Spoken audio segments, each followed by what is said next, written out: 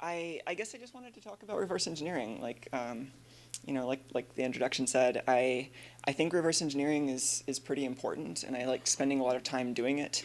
And I think maybe it would be useful to have a slightly different way of thinking about it. Something that's less a very specialty tool that we use for kind of crafting these like really awesome exploits or whatever, and more just part of learning how computers work. Um, so, yeah, that's pretty much where we're going. But I mean, like, hackers are so cool, right? Like, I don't know. Anybody else feel like a hacker here? I mean, I don't know. Like, these guys are cool. Where are my speaker notes? I don't know where that slide came from.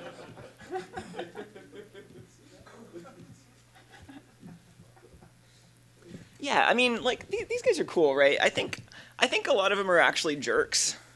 And I don't know, maybe a lot of us are jerks too. But I think the main thing is that we're kind of misunderstood, and there are a lot of different things that people mean by hacking now. And I think, this sort of like media view of like, we're all really cool and breaking into stuff and we can just like do anything we want with computers in 5 minutes is not really that helpful. But I grew up with stuff like this, so it's still pretty cool. I don't know, these are also cool hackers. I don't know where this slide came from though. I think Rick's a hacker too. Like I said, a lot of hackers are jerks, but he can like build a portal gun in 5 minutes, so people think he's really cool. I just think it's like this part is so not real though. Like the reason someone is kind of powerful in this computer world is not because they can do things quickly. It's usually because they have the patience to be doing them at all. So I love Rick and Morty. I think these characters are great, but they're not necessarily how I want us to be thinking about this going forward. This is like more the stuff I grew up with. Like when I think about hacker, I think of like people who don't look photogenic on TV, people who like write Linux kernel drivers and stuff, and like that was what I was doing as a kid, and I thought that was really cool. I don't know. A lot of these people are also jerks, but we try to fix that. But I felt really at home here. Like I would find other people who did the same thing. We would hang out on IRC, and that was like how I learned computers. I didn't have a whole lot of documentation, and there wasn't necessarily a lot of documentation that existed for a lot of the stuff I was interested in.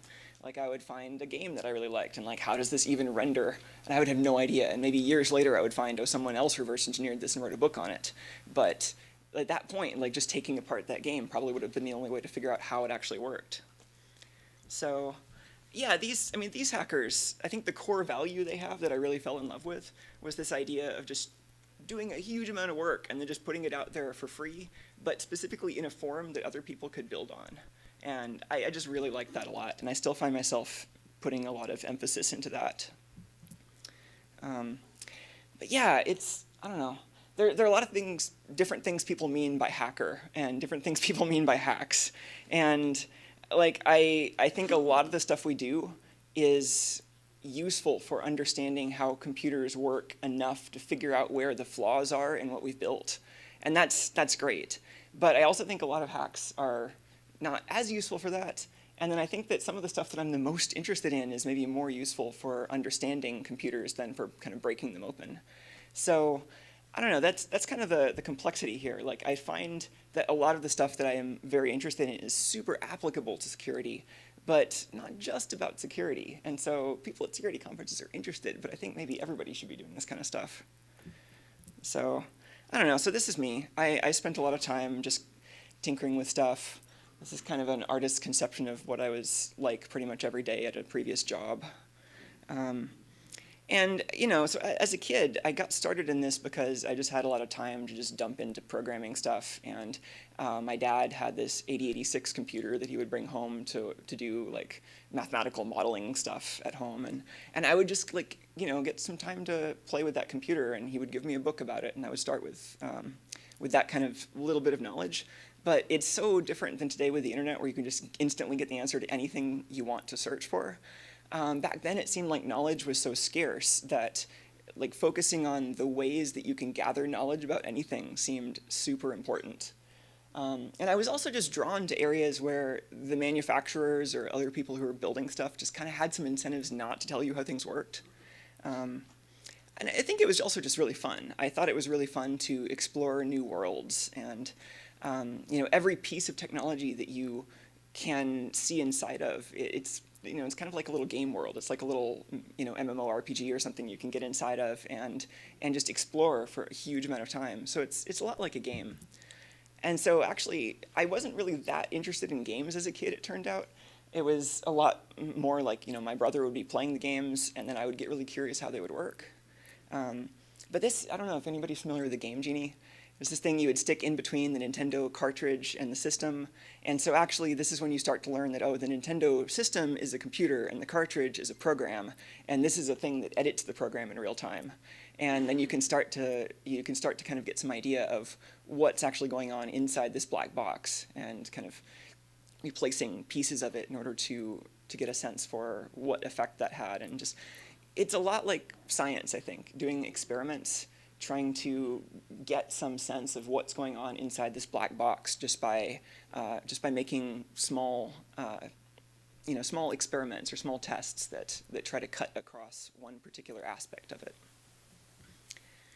So, I had some other incentive to reverse engineer video games.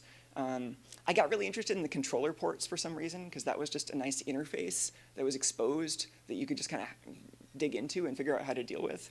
So I had a lot of fun with, this is an adapter that goes from GameCube to N64, because I really didn't like playing Super Smash Brothers with the awful joystick on the N64. And this was before the GameCube Super Smash came out. And yeah, it was really fun. And I think this is especially the kind of project that really takes a lot of people by surprise, because they think, oh, it's just some buttons. Like, how could that be hard? And if you were doing this, maybe some years earlier, and this was an Atari joystick, every button would have its own wire, and it would be super easy. But this was just an interesting project, partly because the N64 controller was so weird. I don't know if anybody remembers that controller, but it actually had an expansion pack on the back of the controller. And you could put like save game memory cards in there. A lot of times people would end up just sticking a rumble pack in there, which is like the add-on vibration motor for the controller. And so what I wanted was to emulate the vibration feature, but the vibration feature was actually this separate add-on. So it was actually a matter of figuring out how that memory bus worked, and then being able to emulate that bus. And so, I mean, this kind of thing inspired me at a pretty early age, and I just kept doing it as much as I could. And video games in particular just seemed like a really good way to stay interested in this stuff enough to put enough time into it. You can see on the right, that was kind of my setup for a lot of this, old school oscilloscope, and that little breadboard had a couple of PIC microcontrollers on it. I think one of them was actually the work in progress, and then the other one was a debug tool that would take the packets and dump them out over serial, because I didn't have a logic analyzer at the time. And that's one of those things that's maybe worth mentioning, is that some of this stuff does take tools. Like, it can be a lot easier if you have just the right piece of equipment, and that can seem like a barrier to entry. But that's never really been that high of a barrier if you can kind of cleverly work around those requirements. If you can make your own tools in cases where maybe you would have like bought a logic analyzer for like a lot of money back then, it would have been maybe a lot more cost effective if you had the time to just program a microcontroller to sample that one particular piece of data you care about. So I think it was something where maybe my interest in reverse engineering was also coinciding with just more access. And I think at this point, there's just like no excuse not to be able to take things apart. There are so many good tools out there, and there's so many new ways of both sharing and finding information, about how these things work. This was another video game related project I had a lot of fun with. I don't know if anybody knows this game, Robot Odyssey. It was kind of a sequel to Rocky's Boots, which was another kind of classic like circuit building sort of game. I got really into this as a kid. We had it for DOS, and I never actually finished it because it's a super hard game. It's actually it's like an adventure game. You're this person who like gets stuck in this Robotropolis like sewer that's run by robots that don't want you to escape. And you find a couple of friendly robots, but the only way you can really interact with them is by building circuits inside them. And that's how you get through these puzzles. So I got really into taking this game apart and actually figured out a bunch of the file formats and reverse engineered a lot of the code. That bottom left, actually, the game normally worked with XT-style keyboards, like on a modern computer, you can't even really use the keys correctly because it's made for such an old keyboard. But I tried adding mouse support because I thought that was fun. And that was mostly just, oh, we'll add some code to the game's main loop, and now I know where the object tables are in RAM, so we can just compare the mouse cursor. And that was really fun. I even took this a little bit further and decided to try porting it to the DS. And this was actually really fun because this is actually running multiple copies of the game simultaneously. So the top screen is kind of the canonical instance, and it's got a graphics driver that takes the CGA frame buffer and scales it out to the DS size and color converts it and all that. But on the bottom screen, you can see these little icons representing the state of the characters. And so those are actually made by scraping the memory for those objects into another instance of the game, which just renders that sprite. And because it's all designed to run on a 4 megahertz 8086, with a good enough binary translator, you can just run so many copies of this in a DS. This was another just fun example of something I did a long time ago that kind of set me on this path, just wanting to take apart everything. This was when I was living in an actual house a while ago, and we had a circuit breaker box that you could install stuff in, and there was this product where you could put some little current clamps in your breaker, and then it would actually send information about your power usage over the power line, and you'd have a little box you'd plug in your kitchen or whatever, and it'd tell you how many kilowatt hours you're using. And I wanted to make a kilowatt clock that would tick once per kilowatt second. And it was kind of a stupid idea, but it was also an excuse to reverse engineer this protocol. And I would find out that box actually had just a very purpose-built chip in it that just is a power line modem that just receives these packets.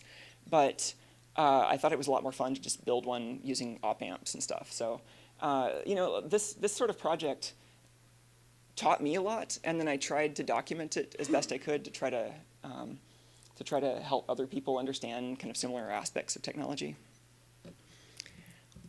This is, of course, isn't one that I made. A lot of you are probably familiar with this. Is this a video? Yeah, so this is called the Visual 6502. I guess one thing I forgot to mention about that Robot Odyssey project is that was one of the very few times where I've really felt like I could just reverse engineer all of this. It's like, I have, maybe 100 kilobytes of code here. I'll just sit down and figure out what all this does. But usually that's just not practical. Usually your whole system is just so complicated that you have to pick a little slice of it to kind of cut it along. But this is one of my favorite examples of something that does go really deep. They actually just scanned the 6502 die and converted all the layer images back into polygons that were accurate enough that you can actually simulate it in your browser and actually see each individual metal wire changing state.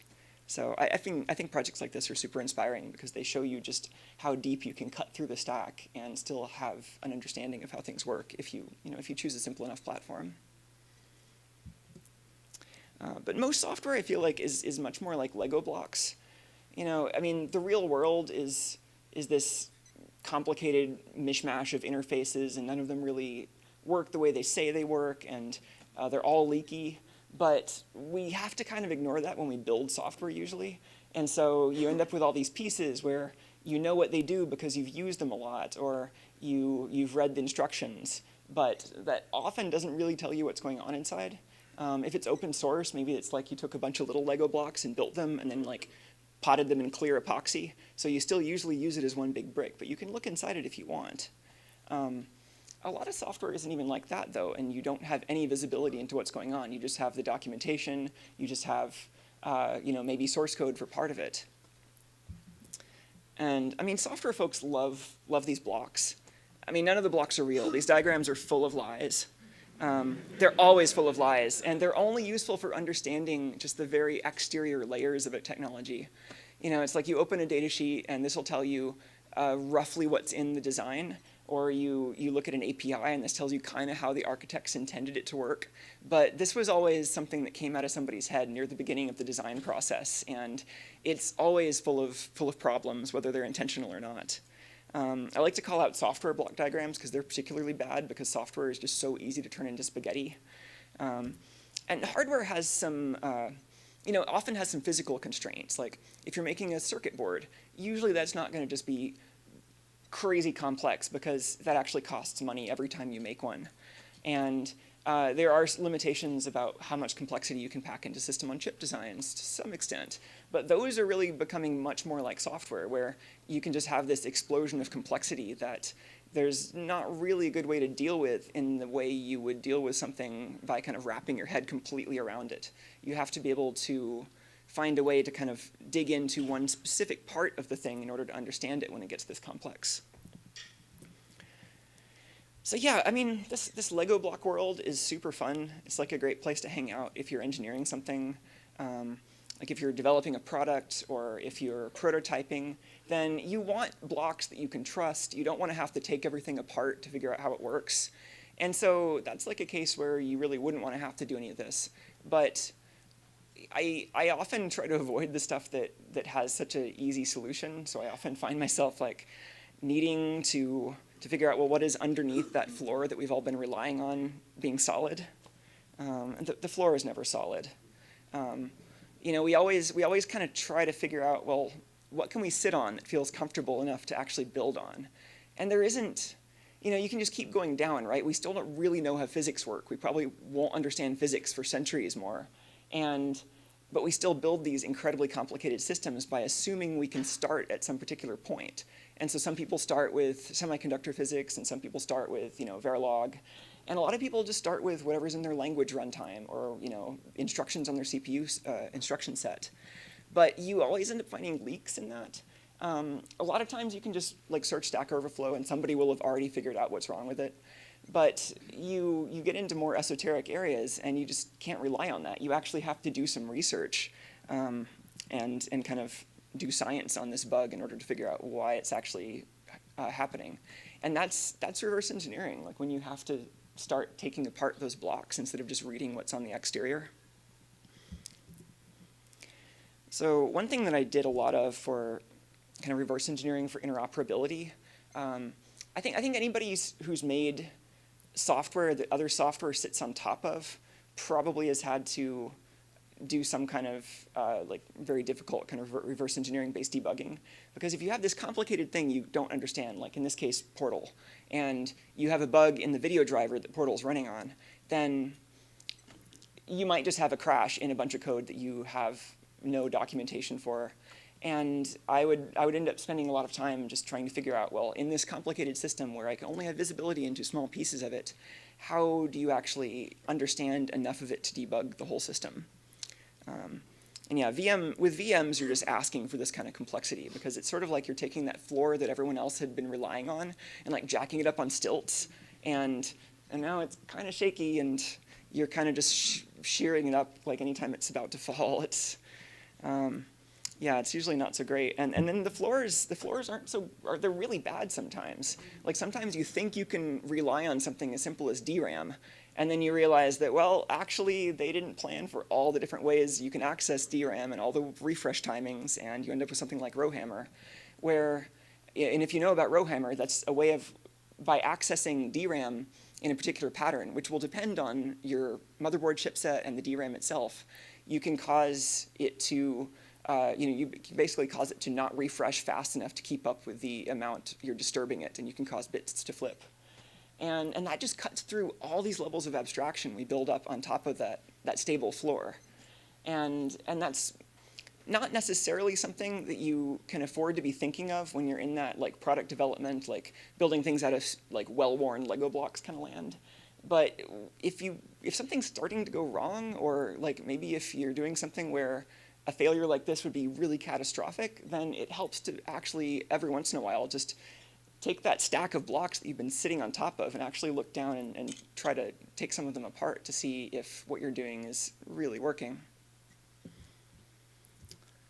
So I don't know, the metaphor that I've been thinking about for reverse engineering lately, it's kind of like a chisel. It's this kind of slow, kind of messy tool that, you know, it doesn't really take a lot of training to just start splitting apart a log.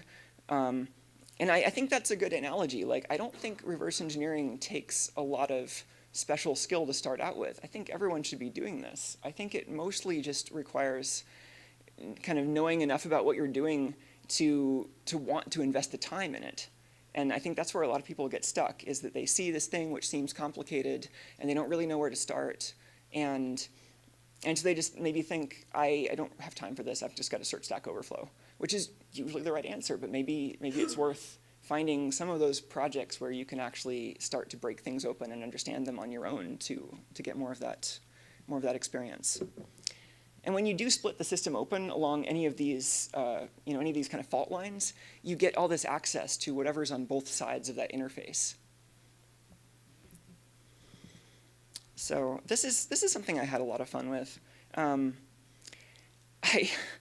mean, so much of reverse engineering is even figuring out, well, I've got this chisel, which by that I mean just some way of opening up an interface, and where do I even put it? There's just so much to choose from on a system like this. So this is the Nintendo DS, Nintendo DSi mainboard, actually.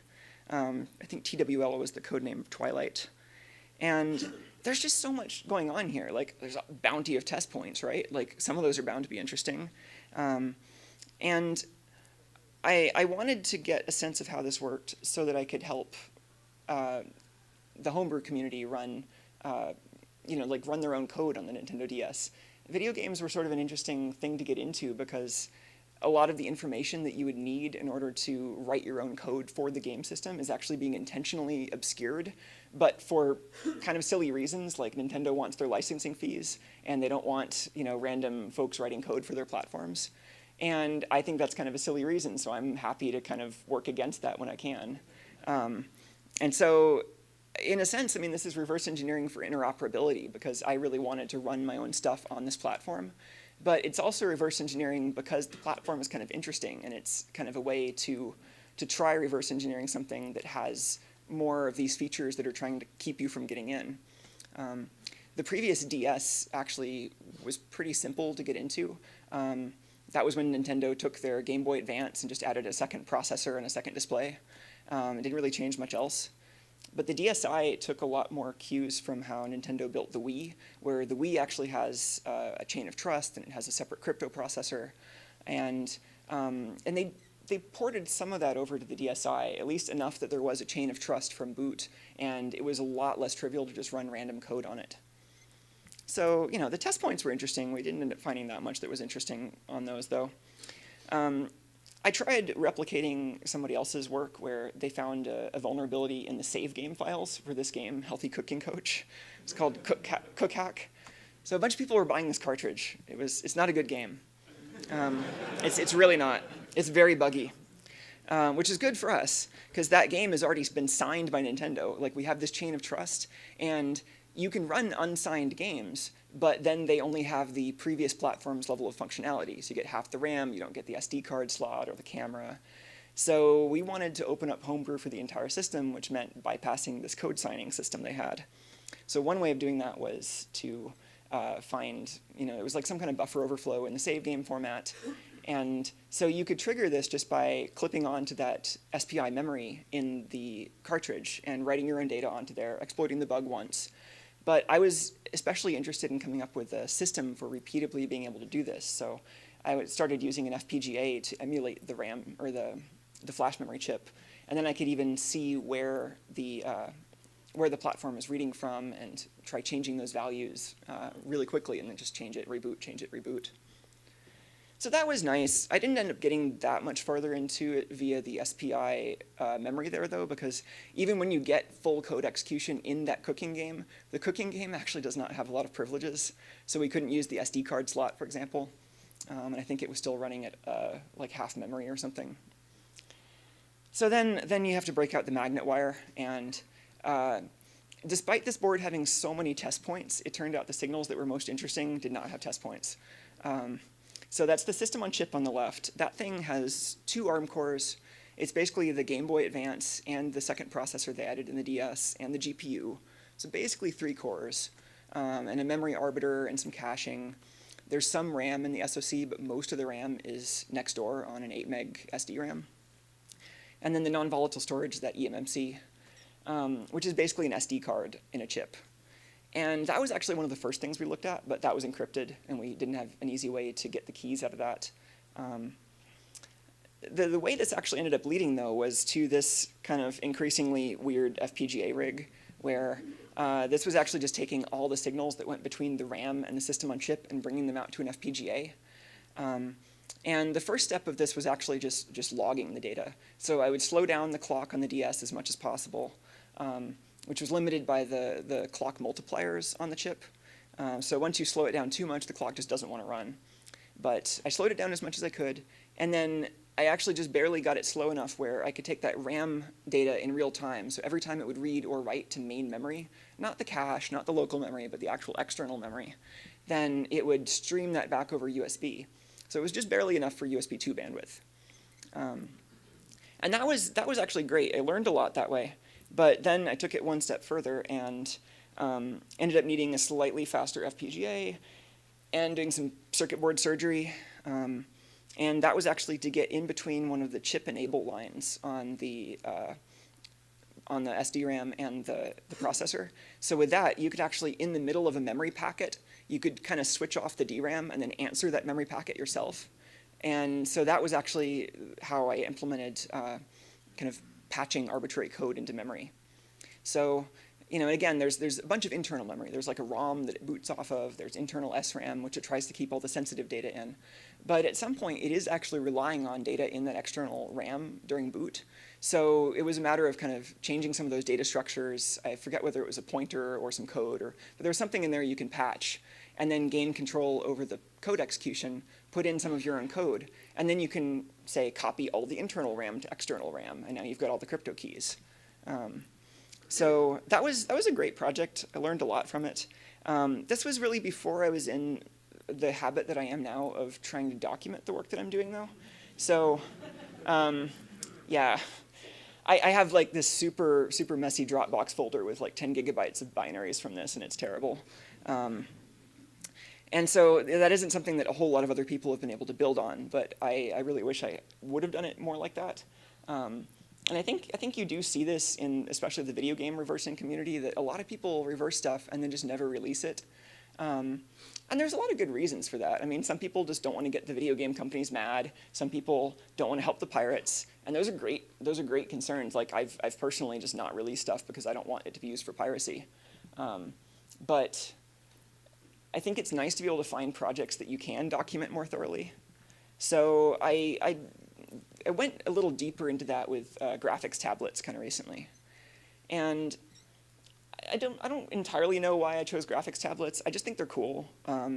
Like I use them, and I think a lot of people use them, but don't really know that much about how they work, and haven't tried to just take them apart and figure out how to really get in there and modify it. So this was one of the first things where I did a kind of thorough series of reverse engineering projects on it, and tried to just do it all on video. And that's been my preferred way of sharing this stuff these days, is I take video, I live stream everything I can, but then I edit together videos that try to go through the process. And, you know, sometimes, I don't know, sometimes reverse engineering will lead down this impossibly deep rabbit hole where you could just spend so much time getting some knowledge that may or may not actually help. Oh yeah, I forgot this had your board in here. Yeah, no, that's great.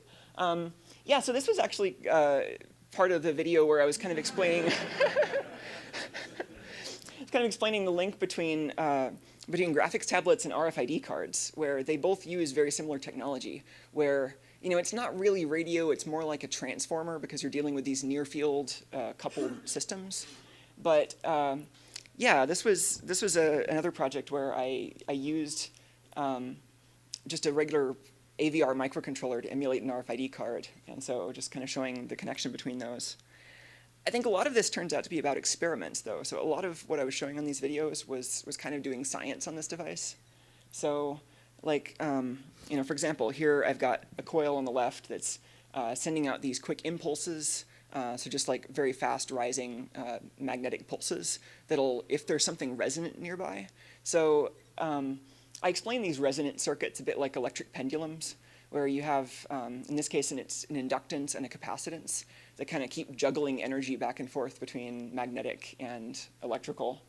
And so in this case, you can actually start to use this to see what the pen is doing. And you can see, oh, the pen is resonating because it's actually taking some of the energy in that peak and storing it, and then re-releasing it as this oscillation. And so even just using little experiments like that, you can just start to see what the pen is doing without even having to take it apart or destroy anything. And then here I was noticing that if you touch the end of the pen and like press the pressure sensor, that actually changes the resonant frequency, and you can kind of get an idea of what it's doing. So this was one of the tablets I dug into. It's made by Huion. The really popular brand everyone knows about is Wacom. And so I was working on a Wacom tablet a little bit later, but just to start out, I just wanted to take the cheapest tablet I could find and tear it apart and just show people how it worked. And it turns out these were actually a lot simpler. They just use this pen that's basically a little transmitter that just transmits at a single frequency, and the frequency changes depending on the sensors and the buttons on the pen. This is the level that people are more used to dealing with tablets at, I think. This is, so tablets are USB devices. You might have heard about USB HID, or Human Interface Device spec. It's like how the computer knows when you plug in a USB device, the USB device uses the data structures in this HID spec to describe how the physical world maps to the bytes in the packet. And so we can get some information about how it works just from looking at the USB protocol layer. But to get an idea of what the pen is really doing, yeah, the pen needs an oscilloscope really. So here I'm taking a closer look at the data that I'm seeing actually between the pen and the tablet. Let's see, is this? Yeah, this is still the Huion tablet. So in this case, you're starting to see. Oh no, this is a Wacom tablet. Yeah, so I started to get into the Wacom because they're more complicated. I think people had more questions about them because it's a more just like a more common brand. And so the Huion tablet was a nice thing to just get into, and it had that continuous sine wave. But this was a Wacom Intuos Pro, and so you can see it's actually a lot more complicated. There's that that kind of big, thick yellow part, which at first I was thinking, well, that's probably just like a burst of energy that it uses to kind of power up the pen, give the pen enough electricity to actually run and respond with the rest of the signal. That might be part of it, but I think that's also used for locating the pen. So I think that first pulse is the tablet sending some, basically the tablet is one side of a transformer, like an electrical transformer, and the pen is the other half. And the tablet transmits a little bit of energy. And then just like an RFID card, the pen can kind of modulate a little bit of data back in its response by kind of adjusting how much power it draws from that system. So in this case, that first burst of energy is kind of locating the pen, but then it's actually sending back a bunch of ones and zeros. And so that was an interesting thing to dig into also. So I'd been looking at a couple of different tablets, as you can tell by me just confusing one tablet with a different tablet. But then I started going a lot deeper into this particular one. It's the Wacom. The model number is CTE 450, but it was also marketed as the Bamboo Fun tablet. I liked this one because this was like the first affordable tablet I found. This was the first time I could just go down to Fry's Electronics and buy a tablet for 90 bucks. And then much later I found, well, these are actually really cheap on eBay, so I could just buy a bunch of them for like $4 each and then have a great hacking platform. And even better, actually, these tablets came with not just a pen, but this little mouse thing. And the mouse thing was actually so much larger than the pen that they were using discrete logic chips. So each, they didn't even have any custom silicon. They were using like individual logic gates, flip-flops and AND gates and things on the board. So this was a great project to show, when you don't have that complexity explosion that comes from software or a system on chip, when you actually do just have the hardware out there on the circuit board, it can totally be worthwhile to actually make a schematic and then use that to get some more information about, in this case, the schematic was made it very clear how the protocol works. You could see exactly where each of the bits are being calculated and then fed into the shift register. So the mouse was fun and easy. I did a video episode about the mouse, and that didn't take too long. But then the tablet itself was this huge rabbit hole.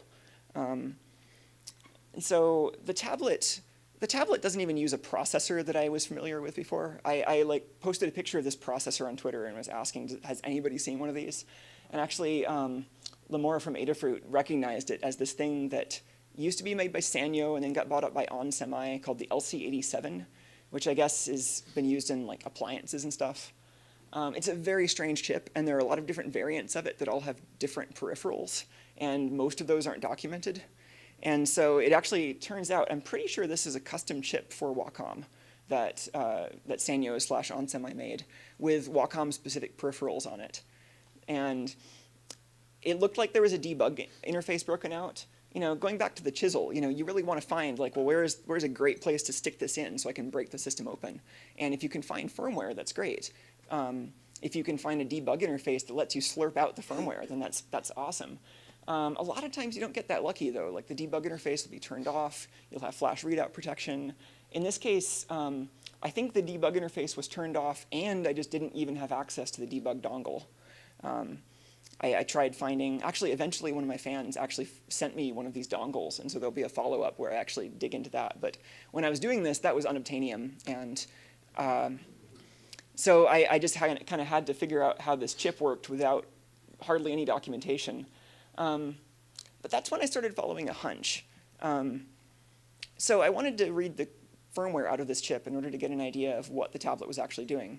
And I think we've got a little more in this video. The processor was such a problem. But I had this hunch where we're already getting a little bit of that info from the processor in the form of those USB descriptors, where it tells us, like, okay, I just plugged in my tablet, here's the report descriptor, here's how all that stuff maps into a packet, here's my device string, all that.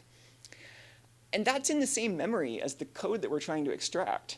So I was thinking, well, maybe this is a glitching target. Maybe I can just try to interrupt the processor right when it's deciding how long that response should be and get it to calculate that result incorrectly and just send me a much longer packet and just read the firmware out. So I started following that. Some of you might be familiar with this awesome hacking tool called the Chip Whisperer, made by Colin O'Flynn. This is an add-on I made for it called the Face Whisperer, because it's also based on the Face Dancer.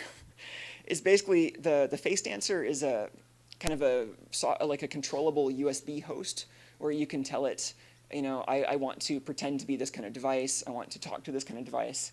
Uses this chip, the Max 3421E.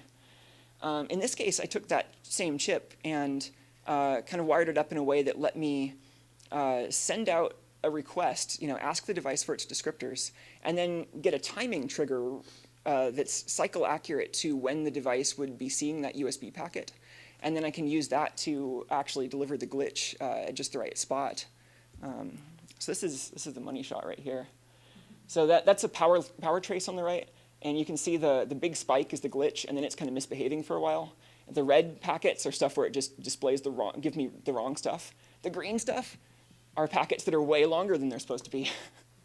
So yeah, it starts out just giving me regular descriptors, and then you can start to see some bit errors show up when it gets close to the interesting part. And then just all of a sudden, huge packets. And so that was the firmware. So this was great. I had a lot of fun with this, and this seems like a technique that might be applicable to a lot of devices. So you might have actually heard about this in Kate and Dominic's talk yesterday, because they're working on a tool that's like this, but a lot better. The most recent thing that I've been reverse engineering is this gimbal. And this is another one of those reverse engineering for interoperability kind of opportunities.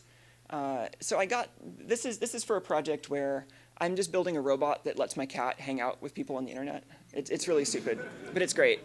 My cat's kind of the co-star on these streams, and I've currently got a tripod that I follow him around with. And it just seemed like, well, we could just put this on a Roomba or something and have it wander around, and then people could control it. And that idea evolved into, I want to have this camera on wires that we can follow the cat with computer vision and have people control it with Twitch and all that. So then that led to wanting a gimbal that I can both stream HD video out of in uncompressed, 1080p real time, and something that was kind of small and lightweight and inexpensive, all the things you'd usually want from a gimbal.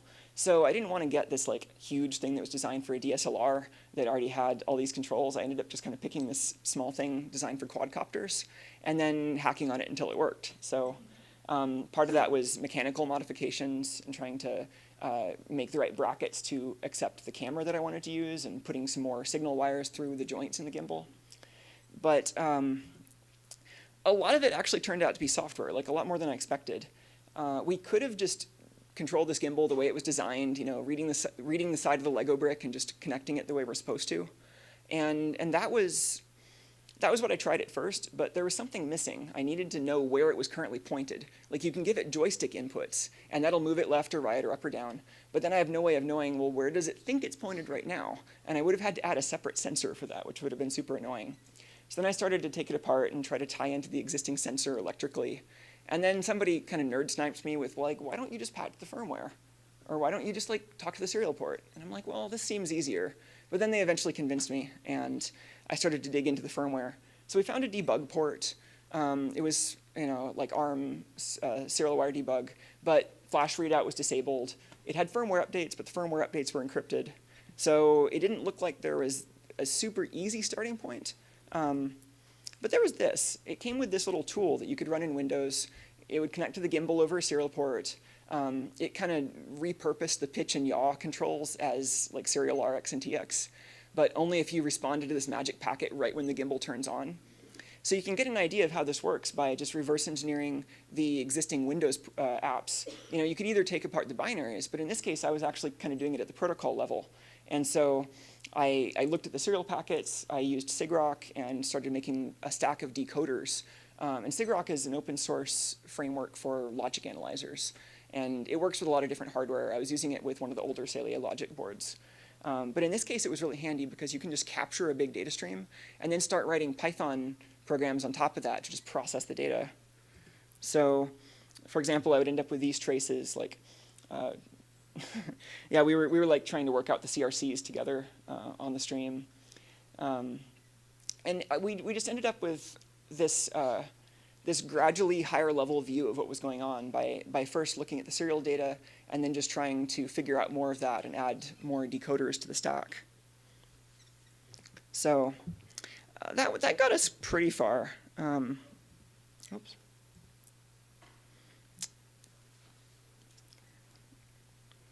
Yeah, the gimbal project, there were a lot of wrong turns in that. So the serial protocol, it turns out, was kind of buggy. And there was a way that you could just send it a packet and, well, there were multiple memory corruption vulnerabilities that were just really, really stupidly obvious. Like, there was one where it's parsing out packets, and the packets can be up to 255 bytes long because it's an 8-bit length field. And they're only storing it in like a 32-byte buffer. Just stupid things like that. And this is still all over embedded systems, as you might know from if you've attended any other talks about the security of embedded systems. So actually, this turned out to be kind of a hazard because I ended up kind of bricking the gimbal by sending it a bad packet. And so I actually overwrote the settings that told the gimbal, like, where's the motor calibration and where's the center of the magnetic encoders. And so at that point, you just power on the gimbal and it just immediately tries to break itself. It just physically slams to all the end stops and no good. So then there was kind of a little sub-task of how do we get back out of that. And that developed a lot more, that needed a lot more tool work and kind of understanding of this protocol.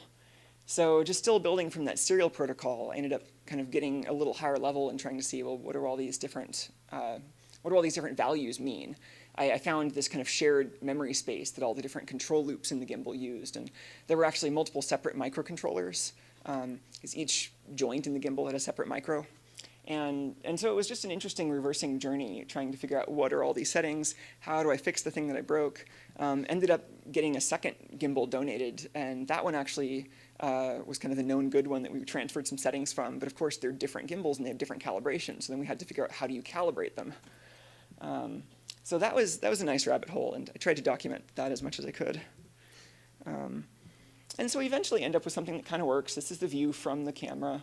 And this was a little unstable, but was actually not just wildly oscillating back and forth anymore, which is nice. I was kind of hoping to avoid having to dive into the binary for this project, because it just seemed like you could get everything you needed from that serial protocol. But because I needed to figure out the calibration, and because there was just so much going on in there, it did turn out to be really useful to take a look at the binary. And this was something that we got access to kind of by luck. So I mentioned the binary was encrypted in the firmware updates, and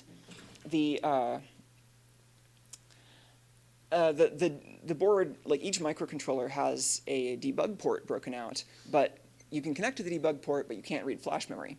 As soon as you attach a debugger, it disables flash read. And so if you try to read from flash, if you try to run any instructions that read from flash, it just halts. But you can still read SRAM. And one of the folks in the stream actually just happened to notice, hey, this SRAM dump you posted, there's a thing in here that looks like a private, like a encryption key. It looks like here's the AES key schedule, and this might be a key. And just like tried it out, and yep, sure enough, we can decrypt the firmware with that. It was just like a little bit of guessing about what modes to use and figuring out what the initialization vectors were. Oh yeah, I think we actually originally found the key just by brute forcing it, scanning through the memory, and then after we found the key, it was like very obvious that here's the rest of the kind of leavings of the AES algorithm in the bootloader. I mean, you learn so much about the simple problems that you can avoid if you're trying to make a secure system anytime you take apart someone else's system. Like, just clear the keys. I mean, not the way Wi-Fi is clearing the keys, but yeah, there are problems with that both ways, huh? So, yeah, I mean, there turned out to be a pretty deep rabbit hole in this particular reverse engineering project, and this one isn't even really done. I've got this to the point where it's kind of usable as a camera gimbal, but there's still a lot more work to figure out how to tune it so it doesn't wobble as much, and how to just get more information about what each of these parameters actually does. And so I'll be continuing the live streaming on that and doing some more reverse engineering on that and trying to share as much of that as I can. Yeah, so I think that's about as much as I'm going to talk about the gimbal right now, but it's still quite a fun project. I mean, I think this is kind of where it leaves me, though, because I feel like, as I mentioned at the beginning of this talk, I think the way we have been approaching this is a little bit wrong sometimes. We think like, because I get this from people I talk to a lot, like they see the stuff that I've like edited into a super condensed video, and then I post this stuff, and people think like, oh, you can just do all this stuff instantly. Can I just give you some stuff and you can reverse engineer it all like right now?